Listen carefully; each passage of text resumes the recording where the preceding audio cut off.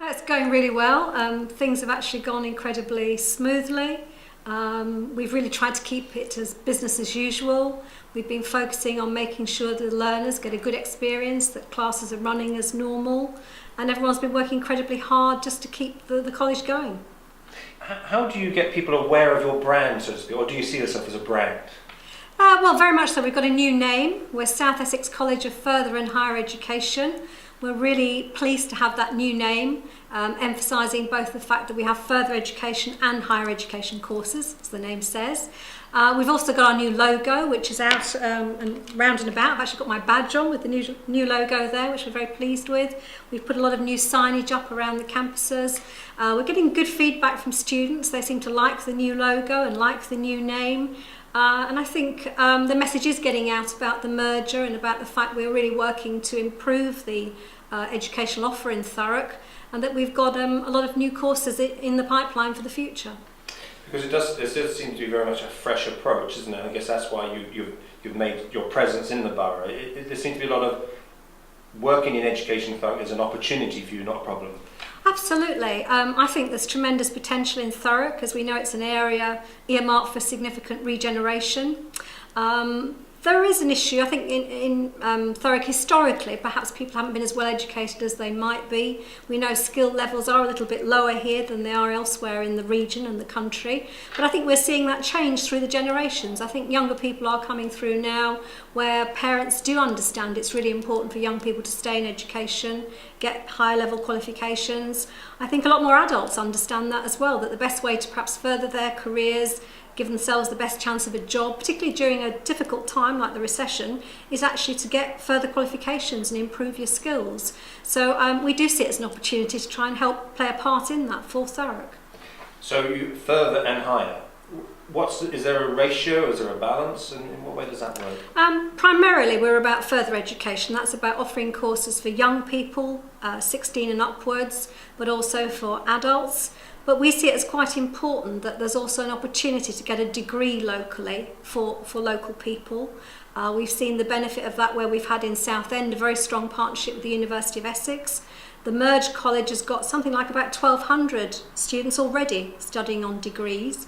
Not so many of them actually in Thurrock, but for the future we'd like to see that number increase, because not everyone can afford to go away to university or wants to do that, and we think if there's a really high quality offer locally, then that's a good opportunity for people and more people can take advantage of it. Yourself and your college have a reputation for dynamism, but how are you being judged? I mean, is somebody going to review your performance in 6 months, in a year's time? How are you judged? Well, education is under a lot of scrutiny these days. I think any head teacher or principal would tell you that. We have regular inspections by Ofsted. We have our funding bodies who will be looking at our performance.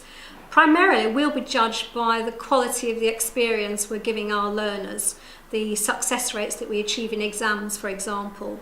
So even as early as this summer, although we only merged a few weeks ago, we're already working as hard as we can to get the very best possible results, because we will be judged on that performance. Because everybody says, from government, individual organisations, we need skills-based people in the borough.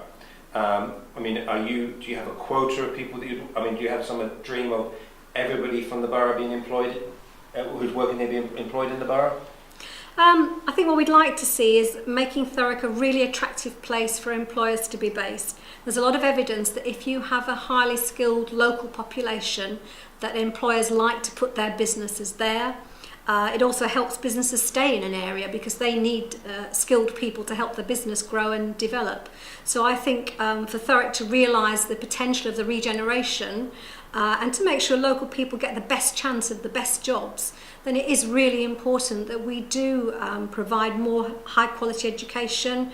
We'll be looking to increase the range of courses, provide higher level programmes, give people more chance to progress locally so they don't have to go away. They might want to, but they don't have to. The choice will be great for them in Thurrock.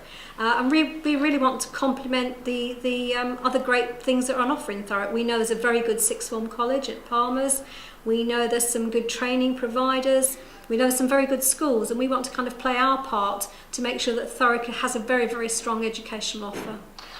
when we go into the senior schools regularly, it's a different world than when I was going to school in the 70s, and you get that feeling that the head teachers are not only in education, but also have a business edge to them. Is that important in your role as well?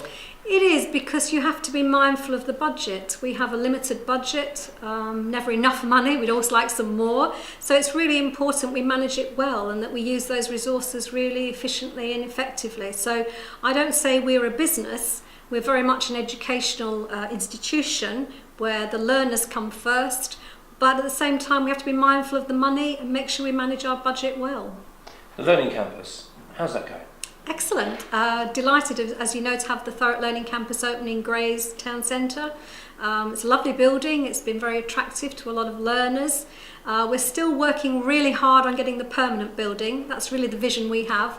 There should be a permanent, larger building next to the temporary site in Grays, because we really do believe if you put education right in the town centre, again, as we've shown in Southend, if you have a nice college next to the station, next to the bus station, it makes it so much easier for people to get there. So we're still working very much on that project. We haven't given up on it.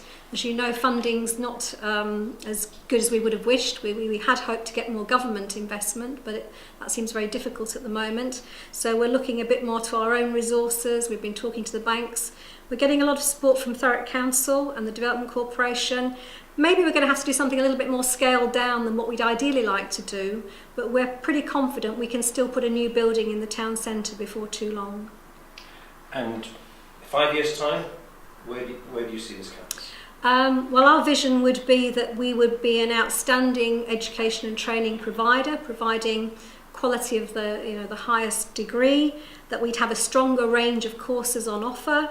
We'd have more opportunities for that local progression that I've mentioned before, and we would be recognised as really playing a very, very valuable part in Thurrock, helping raise skills and helping the area regenerate itself and I suppose take advantage of the recovery that's just about underway now, isn't it?